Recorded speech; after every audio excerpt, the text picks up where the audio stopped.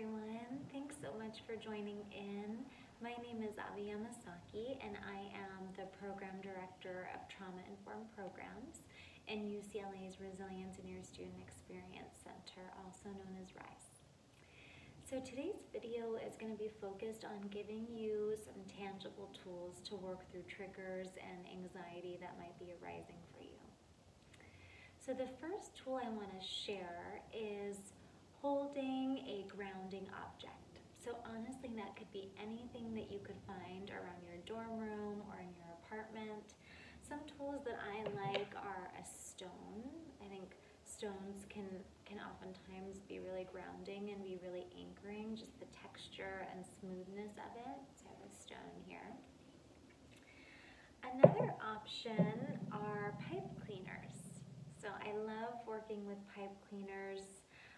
Just being able to have something tangible to work with anxiety as it starts to arise in your body. Another option that would be similar to pipe cleaners, I actually have my son's Play-Doh over here, right? Anything that you can find, anything that's accessible to you here in this moment. So Play-Doh can be really nice, can feel really comforting at times, bring out our inner child. And I also have a Tangle toy here, which these are really nice. Just the option to kind of be able to twist it and turn it or take your anger out on it. Whatever you're feeling right now is valid. And I think it's so important to affirm and acknowledge that there is space for all of your feelings. All of your feelings are absolutely welcome here. So the next tool I want to share is just the option of working with your breath. So there's no need to control or constrict your breathing in any way. It's really about breathing in and out in ways that feel safe and comfortable and accessible to you.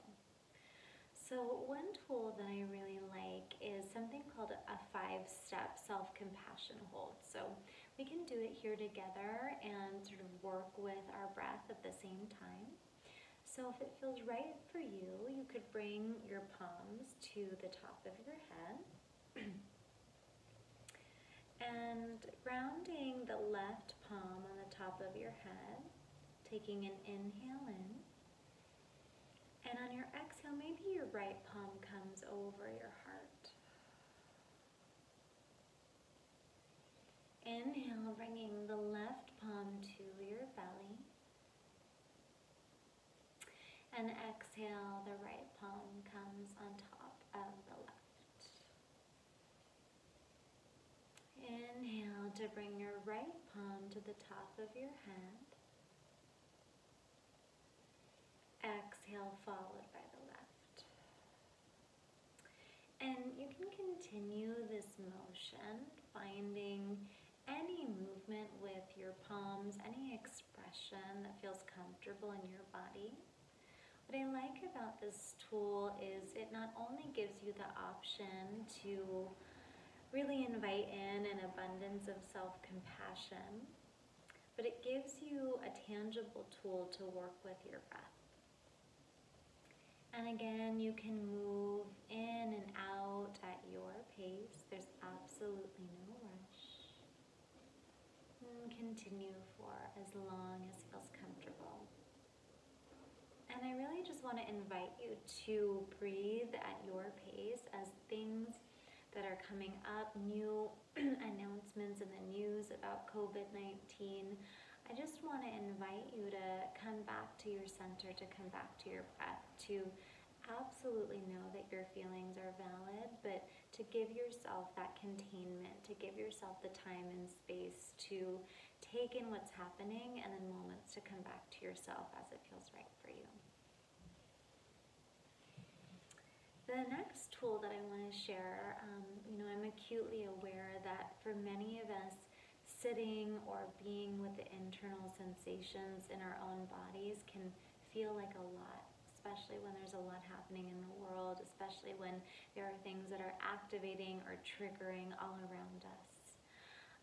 So really focusing on external objects in the room, so exteroceptive sensations, things outside of your body. It could be a sound that you hear. Right now I'm hearing the sound of wind chimes on my porch, which is very comforting to me in this moment. It could be a color.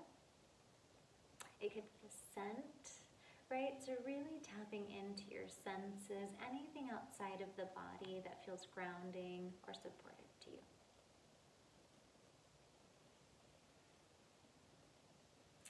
The next tool is to create your own toolkit of safe and grounding exercises that you can come back to. So for some of us, if you have a yoga practice, maybe that is child's pose, or maybe it is a seated meditation. Perhaps it's doing repeated sun salutations, extending your arms high to the sky, and then drawing your palms through the heart as it feels right to you.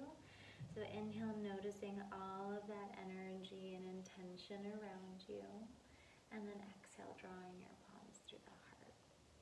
Right, so think about the different tools, the different exercises that work for you. Maybe that's journaling, maybe that's going for a walk. What belongs in your own sort of emotional safety ritual? What does that look like for you? Maybe even spend some time journaling or writing these things down, so when you are in those moments of feeling stress, feeling that arising in your body, what's something tangible that you can come back to for guidance in those moments? For me, something that oftentimes feels really supportive is journaling various affirmations or mantras. It might be, in this moment, I honor my resilience. I am grounded in my truth. I am safe. I am healthy. I am home in my body. So think about the different affirmations that would help you get through some of the more trying moments, things that you can come back to or integrate into your practice.